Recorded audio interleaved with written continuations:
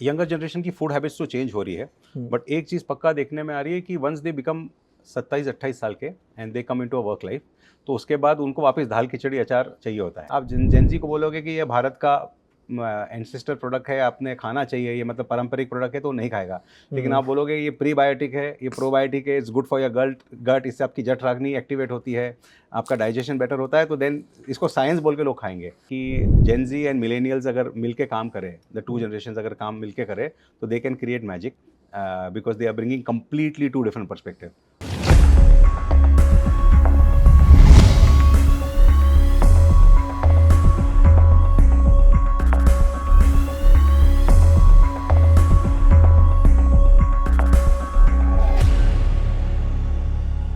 Welcome everyone. Welcome to the IMA Podcast 2026 series. Today we have with us Deepak Sanghvi sir. I am sure this man needs no introduction. He has taken Nilons to greater height and आज IMA Podcast के platform पे बहुत सारी चीज़ें हम discuss करेंगे इनसे sir. We have a set of questions that we want to discuss and definitely I'm sure like your other podcast it will be a learning session for me as well and for my viewers as well. Thank you for having me here. Thank you sir एक चीज़ जब भी मैं निलॉन्स को देखता हूँ and अभी India के grow होते हुए पूरे इंफ्रास्ट्रक्चर बिजनेस इंफ्रास्ट्रक्चर को देखता हूँ, तो मतलब आज के टाइम में तो बहुत कंफर्टेबिलिटी है एंड मतलब बहुत सारे बिजनेसेस शुरू हो रहे हैं, but it really make me surprise कि यार हमने I guess निलॉन started in 1962 and it was pre liberalisation era and बहुत टाइप पे उसको लाइसेंस राज भी बोला जाता था. How you managed how you your ancestors managed to step into this whole business at that time, because we have heard from our parents also कि कितना tough था because जी जी बिल्कुल। तो फादर ने स्टार्ट किया बिजनेस, बड़े पापा और पापा ने मिलके, और मेन बड़े पापा खेती देखते थे और फॉरवर्ड इंटीग्रेशन पापा ने किया था. So from here when we started it was very difficult because I guess 0.01% of people were consuming process food, बाकी तो घर में ही अचार बनते थे. So initially building the concept was slightly challenging to the point कि जो हमारे डिस्ट्रीब्यूटर्स थे वो जाके रेस्टोरेंट्स में अचार का, ढाबे पे अचार का जार रखते थे कि देखो आप ये खाओगे तो लोगों को स्वाद रखोगे तो लोगों को स्वाद ज़्यादा आएगा, वो 2 रोटी ज़्यादा मांगेगा, आपकी सेल बढ़ेगी. तो उस प्रकार से कंसेप्ट सेलिंग करवा के उसको बिल्ड किया है. बट उस समय एक जो ब्रेक थ्रू मिला, बिकॉज इंडियन आर्म फोर्स को उस समय भी बॉर्डर के पास फूड सप्लाईज होती थी, तो वो घर का नहीं होता था, वो बाजार का होता था. तो that was the first breakthrough जहाँ से एक सस्टेनेबिलिटी आई, because when you supply to the arm forces they will buy because they are away from home, उनका कोई घर पे बनाने वाला नहीं है, बॉर्डर पे है. तो वहाँ से सस्टेनेबिलिटी ज़रूर आई. That was one big reason for us to pass the litmus test and survive. And उसके बाद till 91 the category was growing very very slow, right. But एक टेलीविजन ऐड जब चालू हुआ 1991 में, एक घी की कंपनी है नॉर्थ में, इंडाना के नाम से, उन्होंने अचार लॉन्च किया और टेलीविजन पे ऐड दी. ओके. और वहाँ से कैटेगरी बढ़ना चालू हुई. इंडाना को देखे देखे एक और महान घी है, उन्होंने 2 साल बाद उन्होंने भी अचार लॉन्च किया, उन्होंने भी टेलीविजन ऐड ली. एंड 98 में मैगी ने अचार लॉन्च किया था, काफ़ी लोग नहीं जानते, लेकिन 98 में मैगी ने अचार लॉन्च किया और उन्होंने 2 साल भयंकर टेलीविजन ऐड की. तो वी वेर स्मॉल बट हम पार्टिसिपेट इतना बड़ा नेशनल लेवल पे, क्योंकि घी का टर्नओवर बड़े होते थे, मैगी का बड़ा था, तो उन्होंने ऐड की, बट उसने कैटेगरी को एक्सपांड कर दिया. क्योंकि अभी तक लोग अचार बाजार से खरीदेंगे सोचते नहीं थे, लेकिन बार बार जब टेलीविजन से आप देख रहे हो कि बाजार से अचार लाया जा सकता है, तो दैट चेंज द माइंडसेट. अगर मैं अचार की बात करूं, उसी तरह से 91 से जब से टेलीविजन आया है, 85-87 से, once you started seeing the advertisement, आपकी प्रोपेंसिटी टू बाय बढ़ रही थी, आपका इंटेंशन टू बाय आने लगा. And that's where the 85 pre liberalization के 5-7 साल पहले जब से टेलीविजन आया, that was the game changer for every category, FMCG category to grow much faster. Okay sir, जैसे अगर जिस कैटेगरी में हम लोग काम कर रहे हैं, इसमें सप्लाई चेन का बहुत बड़ा हाथ है, तो प्री लिबरलाइजेशन के टाइम पर he does the system caused any issue जिसके कारण सप्लाई चेन में बहुत इशू आया हो? बहुत कॉम्प्लेक्सिटीज थी, बिकॉज उस समय तो कोरियोगेटेड बॉक्सेस भी नहीं थे, तो हमारी फैक्ट्री में ही एक छोटी हमारी फैक्ट्री थी जो लकड़ी के बॉक्सेस बनते थे। ओह! और लकड़ी के बॉक्सेस में एक एक बॉटल के ऊपर पेपर रैप करके उसके ऊपर, उस समय पेट जार भी नहीं था, कांच की हुँ। बॉटल ही होती थी। तो कांच की बॉटल, क्योंकि पेट जार एचडीपी जार की कंसेप्ट ही नहीं थी, मैं हाँ। 1970s की बात कर रहा हूँ, कांच की बॉटल है या टिन है, राइट? तो कांच की बॉटल में ही जाएगा, तो कांच की बॉटल में आपका कागज रैप हो रहा है, फिर पूरा घास, जैसे आम की पेटी आती है उसमें पूरा घास डला होता है, कुशनिंग के लिए घास डलता था और पेटी के अंदर सप्लाई होता था। एंड बिकॉज मार्केट बहुत छोटी थी, आज तो क्या है कि हमारे फैक्ट्री से पटना पूरी हुँ। ट्रक चले जाएगी, फिर पटना से डिस्ट्रीब्यूट होगा। ओके। बट उस समय कोई सुपर स्टॉकिस्ट कंसेप्ट नहीं था, तो हुँ। 4 कार्टन ही ट्रक से सीधा दरभंगा जा रहा है या आपका मोतीहारी जा रहा है, तो वो 3 ट्रांसशिपमेंट होते हुए जाएगा, यहाँ से वहाँ जाएगा, वहाँ से उतर के दूसरे ट्रक में जाएगा, दूसरे से तीसरे में जाएगा, और उसके बाद भी ब्रेकेज डैमेज नहीं होना है। सो आई गेस जो हार्डशिप्स जो आप बोल रहे हैं प्री लिबरलाइजेशन रेस की थी, हाँ। आई गेस इंडिया में जो हमारे फोरफादर्स ने किया है वो अमेजिंग किया है। सर जैसे आपने खुद ये बोला कि ये पहले होम ग्रोन का बहुत ज़्यादा कॉन्सेप्ट था। सर तो what made your forefathers took this risk की stepping into an industry like pickle, जहाँ पर सबसे ज़्यादा होम ग्रोन का ही जी, कॉन्सेप्ट था, people were not very much convinced with the process food. Right. तो ये आइडिया में जाना कि प्रोसेस फूड करते हैं तो काफ़ी रिस्की साउंड करता तो है। मेरे फादर बीएससी एग्रीकल्चर है और उन्होंने ये एग्रीकल्चर के उनके वन ऑफ द सेमेस्टर में पूरा food processing was one of the subject. Okay. तो उन्होंने फूड प्रोसेसिंग पूरा सीखा था, और हम एज अ फैमिली फार्मर है। हमारे लगभग जब 1971 में इंदिरा गांधी ने जमीन हुँ। जो लैंड सीलिंग एक्ट लाया, उसके हुँ। पहले we were having around 1200 acres of land in the family. तो ओह! हम फार्मर्स थे। तो जब पापा पढ़ के आए तो ये हुआ कि भाई ठीक है, हम खेती तो कर ही रहे, कैन हुँ। We value add by processing it, तुम पढ़ के आए हो तो तुम इसी को नेक्स्ट स्टेप पे ले जाओ। So that was the overall thought.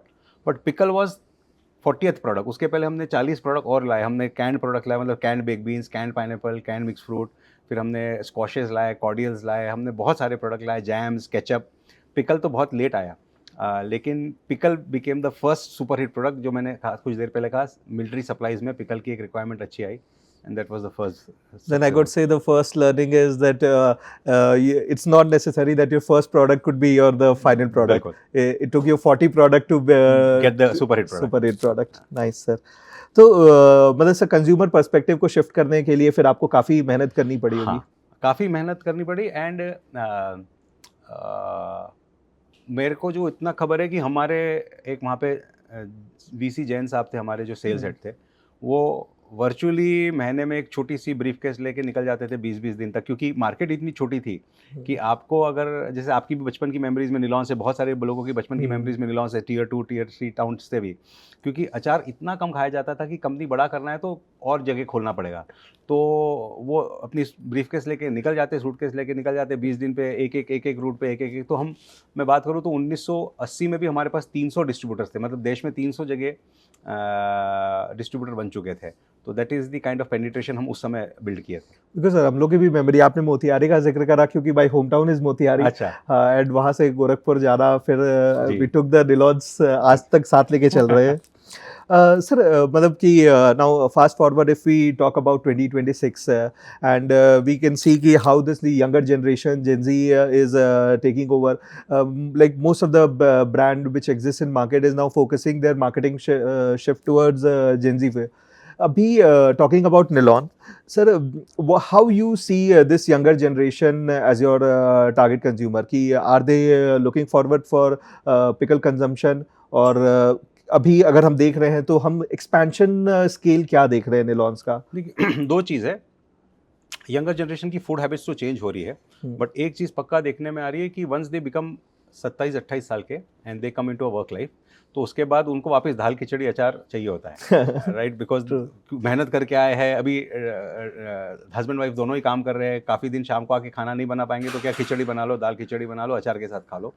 And एक नैरेटिव हम लोग एज ए इंडस्ट्री, और खासकर मैं बहुत प्रोपोगेट कर रहा हूँ, बिकॉज मैं बहुत गहराई से मानता हूँ कि हमारे एंसेस्टर्स, भारत सब जानता था, तो हमारे एंसेस्टर्स सब जानते थे, और achar is a scientifically good food for your गट।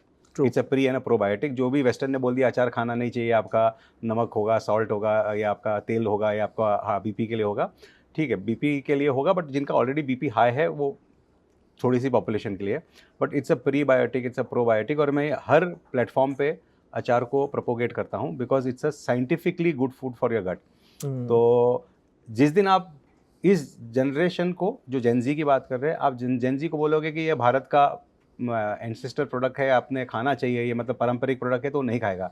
लेकिन आप बोलोगे ये प्रीबायोटिक है, ये प्रोबायोटिक है, it's good for your gut, इससे आपकी जठराग्नि एक्टिवेट होती है, आपका डाइजेशन बेटर होता है, तो देन इसको साइंस बोल के लोग खाएंगे। तो we are also changing the narrative. हाँ, अगर जैसे अर्ली डेज में जब प्रोसेसिंग फूड का नैरेटिव लेकर आए, और अब यहाँ पर नए कंज्यूमर के अकॉर्डिंग नैरेटिव शिफ्ट जरूरी है। Completely understandable sir. Sir, Nilon is a long standing organisation, काफ़ी टाइम तक चलते आ रहा है, and it is a family business. Sir, हम लोग भी चूंकि मारवाड़ी फैमिली से आते हैं, we have seen family businesses, and somehow I took a decision not to step into my family business, and you are taking it forward. एक मेरा personal सवाल है ये आपसे कि फैमिली बिजनेस को जब आगे बढ़ाते हैं तो डेफिनेटली आप एक नई जनरेशन हो, आपके पीछे एक जनरेशन है, आपके कुछ नए थॉट्स होते हैं कि इस बिज़नेस को ऐसे आगे लेकर जाएंगे, एंड कुछ हिंड्रेंसेस आते हैं definitely, and you have to take your stand and fight with your family member as well in some time. Sir, क्या ये चैलेंजेस आपने भी फेस किए तो कैसे करें? सर, फेस तो किए, कम किए, क्योंकि I had unfortunately lost my father. तो मैं तभी बिजनेस में एंटर किया जब फादर जा चुके थे, बट बड़े पापा थे, बट वो बिजनेस में इतने एक्टिवली इन्वॉल्व नहीं थे। बट ये कुछ प्रॉब्लम्स तो मैंने भी फेस की, but over the period years मैंने एक ही चीज़ जो समझी एज अ इवॉल्व पर्सन, अगर आज मैं देखूँ तो ये जो ओल्डर जनरेशन को देखते हैं, तो उन्होंने 50 मिस्टेक्स करके आज बिजनेस बंद होगा, कल बंद होगा, वो सब चीज़ों को देखते हुए बिजनेस को संजो के संभाल के यहाँ लाया है। अब उनको लगता है यार कोई इसके ऊपर इतना बड़ा रिस्क ना कर दे कि जो मैंने 50 साल से इसको यहाँ तक लाया है उसको ख़त्म कर दे। यानी यहाँ से उनका होता है कि नहीं, थोड़ा संभल के चलो, कम करो, वो एक अप्रोच होता है। और यंगर जनरेशन होती है जो आज इन्फिनाइट को देखते हुए, मतलब हमारी पापा की जनरेशन या मेरी जनरेशन भी जो है बहुत ज़्यादा अबंडेंस में बड़ी नहीं हुई, स्कैरसिटी में बड़ी हुई। तो जब स्कैरसिटी में बड़ी हुई तो कई गलती से भी गलती ना हो जाए, वो अप्रोच से हुई। और ये नेक्स्ट जनरेशन जो है वो अबंडेंस में बड़ी हुई है, तो उनको अबंडेंस ही समझ में आता है, और पुरानी जनरेशन को सस्टेनेंस ही समझ में आता है, सर्वाइवल समझ में आता है, because they were a generation which wanted to survive and make it big, and the younger generation is somebody who's born in abundance, so they only understand abundance, तो इसको मैं infinite कैसे करूँ। That's the difference, and I guess मेरी learning एक ही है कि ये डेडली कॉम्बिनेशन है अगर दोनों मिल जाए। और एल्डर जनरेशन ने यंगर जनरेशन को एक डिपार्टमेंट दे देना चाहिए, या एक एरिया दे देना चाहिए, या एक जगह देना चाहिए, भैया तुझे यहाँ जितना भी जो करना है ट्रायल कर ले, तू सक्सेस करके दिखा दे, विद कंप्लीट फ्रीडम। ये अगर 100 करोड़ का बिजनेस है तो डाउन साइड 1 करोड़ कर ले, अगर 1 करोड़ का बिजनेस है डाउन साइड 5 लाख रुपए का नुकसान कर लेना, ये एरिया में करके दिखा दे। अगर करके दिखा दिया तो एक और एरिया दे दूंगा। तो उसको फ्रीडम मिल गया, उसने अपना जो एक्सपेरिमेंटेशन करना था, उसने अपने जो बेस्ट प्रैक्टिसेस लाने थे वो ले आए, एंड ओल्डर जनरेशन का कॉन्फिडेंस भी बिल्ड हो गया, एंड यंगर जनरेशन को ये बिलीव हो गया हाँ मैं कर सकता हूँ। सो वो प्रकार से अगर हम चले कि हाँ मैं तुझे पूरी दुनिया नहीं दूंगा, दुनिया का एक हिस्सा दूंगा, पहले इसको प्रूफ कर, तू समझ सकता है, जीत सकता है, बट उसको देने में भी, छोड़ने में भी काफ़ी बार परेशानी होती है एल्डर जनरेशन को। बट ये कर दिया तो आज के डेट में किताबें लिखी जा रही है कि जेन जी एंड मिलेनियल्स अगर मिलके काम करें, द टू जनरेशंस अगर काम मिलके करें, तो they can create magic, because they are bringing completely two different perspective. तो दैट्स अगर फैमिली बिजनेस ये कर पाए तो क्रेजी लेवल्स पे जा सकते हैं। सर, आई होप सो ये हो जाए। अभी तो दोनों लिंक्डइन पे लड़ते रहते हैं। सर, एक सर मेरा थॉट है कि we have seen a lot of international brands which has grown across the globe, and we can see them in India as well, like brands like Lotus Biscoff या Nutella। ये सब brands हैं जिसने बहुत अच्छे से टेक ओवर किया है पूरे ग्लोब को। Can we see any Indian brand taking over the globe in any category, might be Nilons as well?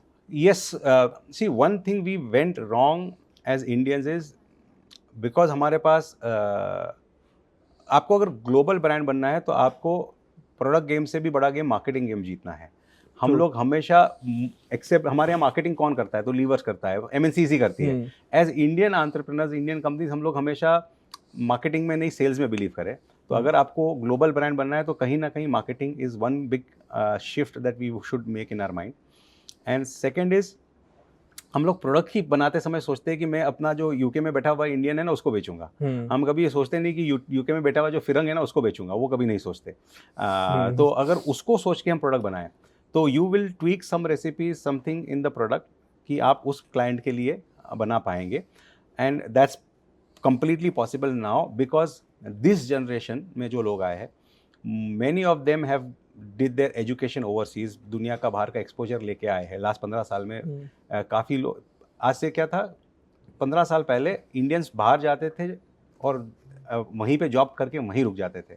आज की डेट में जो एफ्लुएंस आया है तो पेरेंट्स बच्चों को बाहर पढ़ाते हैं और वापस देश में लेके आते हैं। तो इन्होंने वो दुनिया देखी, वो मार्केटिंग देखा, वो ज़माना देखा। I believe this generation understands the world, their palates much better, and that is where the change will happen. Sir, I completely agree on this part, but still I feel कि जैसे younger generation आ रही है, लेकिन जो आपने बात बोला कि मार्केटिंग पे प्लान करना चाहिए, अभी भी बर्निंग का माइंडसेट नहीं है कि हमको मार्केटिंग में बर्न करना है, और यंगर जनरेशन का है भी, तो फिर वो ओल्डर जनरेशन से डरती है कि यार इस पे रिजल्ट कितना आएगा, बिकॉज तुरंत ROAS और बाकी चीज़ों के ऊपर होने लगता है डिस्कशन। तो व्हाट डू थिंक ये माइंडसेट शिफ्ट कैसे आएगा? सी मुझे ऐसा लगता है कि burning is not a challenge, the hunger to grow too fast too soon is a challenge. अगर आप बर्निंग करोगे और एक कंसिडर करके कि ये इतना बर्न करना है, यहाँ से ऐसा बिल्ड करना है, मुझे ये कंपनी 15 साल में वहाँ पहुँचानी है, ना कि 2 साल में।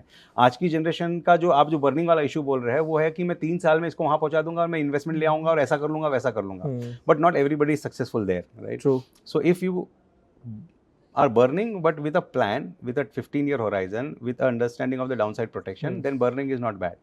बट वो बर्निंग कि मैं इतना तेजी से ग्रो कर जाऊंगा और 2 साल बाद 3 साल बाद इन्वेस्टमेंट आ जाएगा, उस अप्रोच के साथ जाएंगे तो तकलीफ होती है। Completely agreed sir. सर, मतलब कि एक और चीज़ मैं समझना चाहूँगा कि we have seen technology growing so far, बहुत तेज़ी से टेक्नोलॉजी ग्रो कर रहा है। How Nilon is integrating technology in their business? See technology पे हम सभी जगह SAP हम लोग इम्प्लीमेंट कर लिए, हम लोग सेल्स फॉर ऑटोमेशन कर लिए, हम लोग डिस्ट्रीब्यूटर ऑटोमेशन कर लिए, हम लोग लॉजिस्टिक्स कर लिए, लेकिन अब हम 2 चीज़ पे नेक्स्ट पे जा रहे हैं। एक हमने 1 साल पहले 1.5 साल पहले BI पे आए, तो everything can be data based decision making. अगर everything comes on the business intelligence तो हमने टैब्ल्यू लिया ताकि हमको हर चीज़ जो है बिजनेस इंटेलिजेंस से मिले। And now we are looking towards agentic AI in terms of sales, कि जहाँ पे फ़ोन कॉल से सेल्स होंगे, इसके हमारे डेमोज चालू हो गए हैं। तो हम टेक्नोलॉजी को देख रहे हैं कि ये कैसे एनेबलर हमको कर सकता है, हमारे बिगेस्ट प्रॉब्लम्स को सॉल्व कर सकता है। जैसे इंडिया का बिगेस्ट प्रॉब्लम मेरे हिसाब से है कि India is not a organise retail market, ये अभी भी मॉम एंड पॉप है।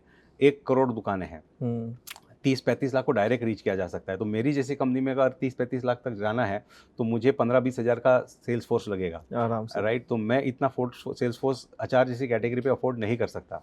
बट एजेंटिक AI मुझे वो टूल देता है कि शायद से 35 लाख नहीं तो लेकिन 15-20 लाख दुकानों तक मैं पहुंच सकता हूँ without adding Salesforce, right? तो how can I use those technologies where onboarding मेरा सेल्स टीम जाके कर ले, बाकी फिर ऑर्डर फ़ोन ले ले। So that's how we are looking at it. Okay. I think sir, we have gone enough for the audience. 2 question बस last है जो मैं अपने पर्सनल ग्रोथ के लिए मैं पूछना चाहता हूँ। Sir, I told you about iBricks that I have co-founded with my partners. It's a fractional real estate investment platform. So you as a business owner, how you see technology evolving in real estate market, especially in the investment front, कि नए लोग भी investment के लिए enter हो पाए? What's your take? India is a large market ना, हमारी स्ट्रेंथ ही 150 करोड़ पॉपुलेशन है और उसके हर एक के पास कुछ ना कुछ पैसा है। तो जैसे आप फ्रैक्शनल रियल एस्टेट बोल रहे हैं तो हर एक जन चाहता है कि मेरा कुछ रियल एस्टेट हो, लेकिन अगर फ्रैक्शनल रियल एस्टेट का अपॉर्चुनिटी मिलता है तो जो कम कमाता है 2-5 हज़ार रुपये महीने का बचा लेता है वो भी उसका एक हिस्सा बन सकता है। तो टेक्नोलॉजी ये विंग्स तो दे रहा है लोगों को कि you can participate in the India's growth even with lesser money, so and that's only possible through technology, otherwise कोई उसका और दूसरा पराया नहीं है। True ji. एंड सर, चूँकि आप लायंस डेन में रहे, बहुत सारे स्टार्टअप्स को आपने देखा ग्रो होते हुए, बहुत सारे एंटरप्रेन्योर्स को आपने क्लोजली वॉच किया। Any suggestion that you want to give to me और टू द ऑडियंस की जो गलतियाँ मतलब एंटरप्रेन्योर्स अर्ली स्टेज में करते हैं, या क्या ऐसी चीज़ें हैं जो अर्ली स्टेज में एक स्टार्टअप को बना भी सकती है, बिगाड़ भी सकती है?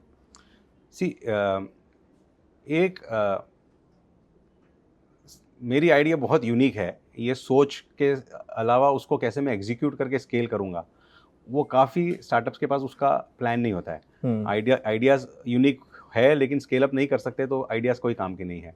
तो how I am going to execute it, वो एक क्लैरिटी होना बहुत इंपॉर्टेंट है। अगर वो क्लैरिटी नहीं है और वो एग्जीक्यूशन नहीं कर पाएंगे तो ग्रो नहीं कर पाएंगे। तो एक हम एज ए इन्वेस्टर अगर देखते हैं तो उन्होंने क्या एग्जीक्यूट किया है, किस स्पीड पे, क्या स्केल पे किया है और किस तरीके से उसको रिप्लिकेट कर पाया, that's something very very important that any startup has to keep in mind. Because startup अगर हम बोलते हैं स्टार्टअप इकोसिस्टम में, तो हम एक फास्ट ग्रोथ की बात कर रहे हैं कि हमने स्टार्टअप किया और उसको बहुत तेज़ी से बढ़ाना है। तो तेज़ी से बढ़ाना है तो तभी बढ़ेगा जब आप उसमें पैसा डालोगे इंजन में। लेकिन पैसा डालने से पहले अगर वो पैसा का मल्टीप्लिकेशन सही तरीके से नहीं होगा तो that's a problem. So how can I execute it fast उसकी and correctly with least mistakes, that's something very very important जो किसी भी स्टार्टअप को ध्यान रखने की जरूरत है। Nice sir, thanks a lot. I guess बहुत चीज़ें सीखने को मिलेंगी हमारी ऑडियंस को। Thank you sir, thank you for this all your knowledge. So thank you guys for watching. Keep thriving. Until next time.